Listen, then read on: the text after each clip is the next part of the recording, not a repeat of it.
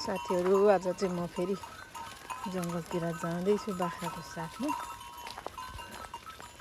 एकदमै पानी परिरहेको जस्तो हुस्से शीतलहर लागिरहेको छ हाम्रोतिर चाहिँ। Hello everyone, welcome back to the my YouTube channel. अनि how are you everyone and what's up. अनि म चाहिँ सन्चै छु, मलाई आशा छ सबैजना हजुरहरू पनि सन्चै हुनुहुन्छ होला। हाम्रोतिर चाहिँ एकदमै जाडो बढेको छ साथीहरू। अनि हजुरहरूकोतिर कस्तो छ स्टे सेफ पनि भन्न चाहन्छु। जाडोको सिजनमा एकदमै सेफ रहनु होला। अनि जाडोमा चाहिँ बाख्राहरू अनि हजुरहरूलाई थाहा छ म चाहिँ जहिले बाख्रा पाल्नु सम्बन्धी भिडियो हाल्छु। र आज जाडोकोमा पनि म चाहिँ बाख्रा जङ्गल लगेर जाँदैछु साथीहरू। जाडोमा बाख्राहरूको पनि एकदमै केयर गर्नुपर्छ साथीहरू, नत्र भने उनीहरूलाई बिरामी लाग्ने सम्भावना हुन्छ। सो म चाहिँ बिहानै चाहिँ खोरभित्र राखेर अहिले चाहिँ म जङ्गल लगेर जाँदैछु। जङ्गलमा यसो पातपतिङहरू टिपेर खाएर आउँछ। अनि बेलुका आएपछि मकैको दानाहरू दिनुपर्छ उनीहरूलाई साथीहरू।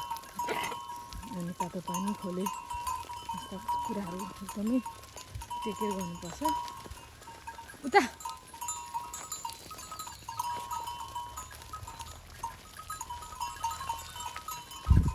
अनि म चाहिँ अब एकछिन जङ्गलसम्म पुर्याइराख्नको लागि गएको।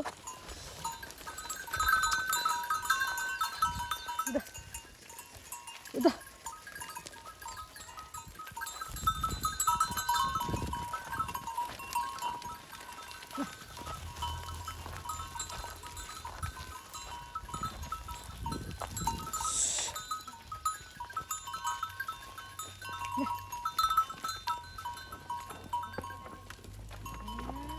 ल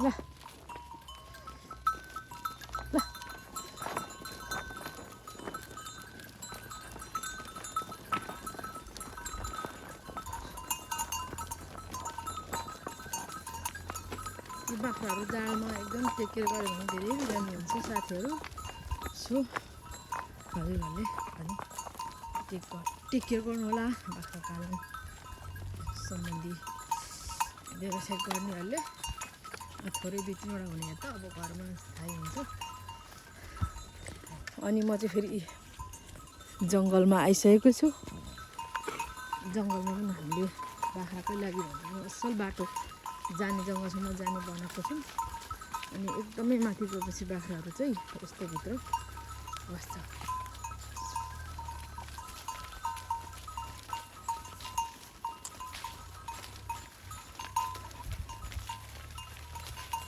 सबै मेरो बाख्राहरू चाहिँ मदर गर्स सबैले पाठापाठी भएको 1 बेते 2 बेते आमा बनिसकेको बाख्राहरू हो। कुनै 10-12वटा चाहिँ यसपालिदेखि जङ्गल चर्न सिकाएको पाठीहरू छ। अनि सबै 9 बाख्राहरू साथीहरू।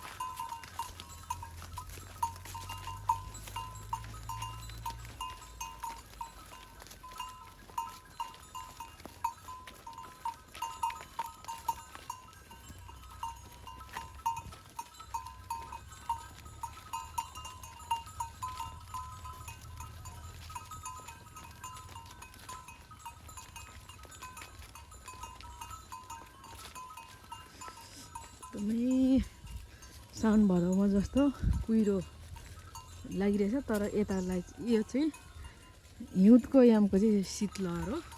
यस्तो चिसो छ, चिसोमा बाख्राहरूलाई एकदमै असर गर्छ। त्यही भएर तातोमा घरमा परालहरू बिछाएर राख्नुपर्छ साथीहरू।